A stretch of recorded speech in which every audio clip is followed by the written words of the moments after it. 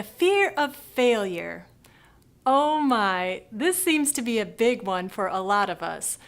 It can make us avoid taking big and even small risks, and we stay stuck. Or it can make us spin our wheels for way too long and make us full of anxiety while striving for perfection. True confessions?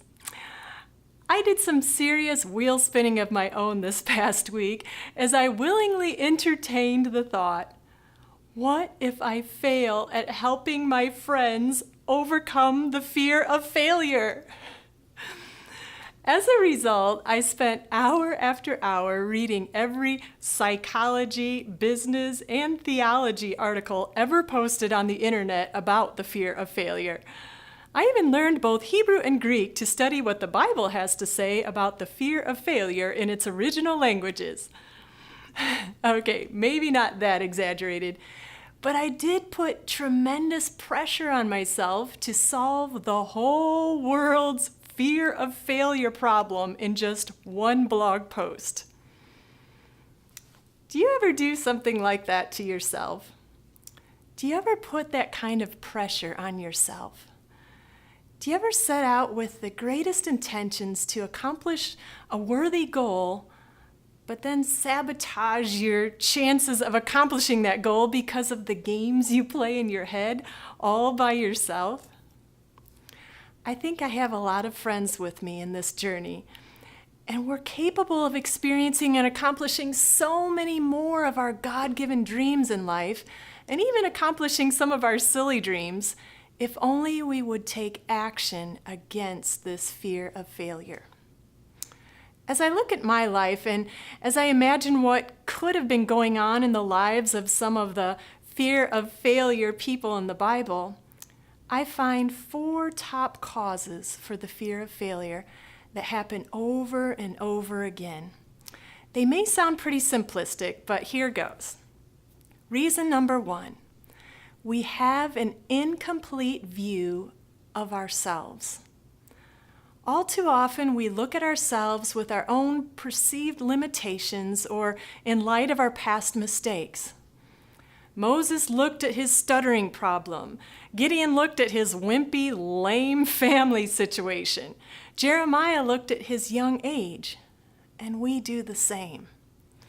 I don't know how many times I've watched myself and dear friends of mine get this laser focus on our incomplete view of self. Oh, I can't talk to people and talk in front of them. Oh, if only I had a perfect family like hers. Or I'm too young to lead that. Or I'm too old to learn that. But this view of self is so incomplete because it totally leaves out the part of what we could be with God's power at work in us. The second top reason for fearing failure is because we have an incomplete view of God and just what kind of a good Father He is.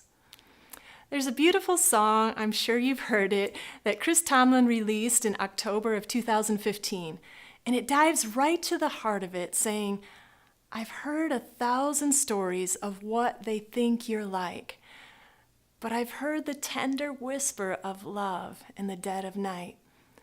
And you tell me that you're pleased and that I'm never alone. You're a good Father. That's who you are. That's who you are. That's who you are. And I am loved by you. That's who I am. That's who I am. That's who I am.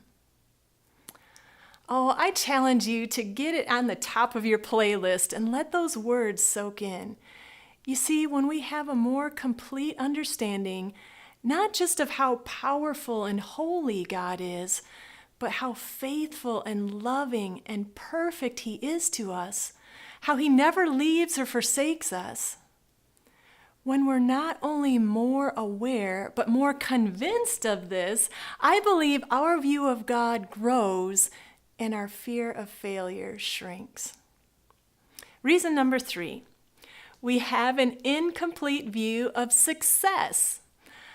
I think that sometimes when we have a plan or idea or goal, Even if we feel like it was birthed in us by God, we can have a limited or narrow view of what success looks like. We have this tendency to look only at the end result, and we fail to consider the success in the journey along the way. Sometimes all we need to do is redefine what we call success. For example, if I would have narrowly defined success for this blog as becoming the top female blogger in the nation, or having the Christian YouTube channel with the most subscribers, I'd be really depressed right now and feeling like a failure. But if I include the whole journey in my view of success, things like learning to become a better writer and speaker, and intentionally discovering more about God and His Word, or having fun partnering with my husband, who's my videographer and web developer, and getting to read and hear stories from other people about how some of my content helped them. As I broaden my definition of success and include all these things in the journey, I'm confident I haven't failed. And the last reason, number 4, we have an incomplete view of failure. Many of us define failure, whether vocally or subconsciously, as the forever end of the story. But that's only true if you stay down when you fail. Failure is just a chapter in the story. Think of every good movie. The main character struggles, the tension builds, the main character often fails but learns life-changing lessons, then the main character acts on the lessons they learned, almost always with the help of others, by the way, and the main character moves toward a happy ending. Failure never has to be defined as the end of your story.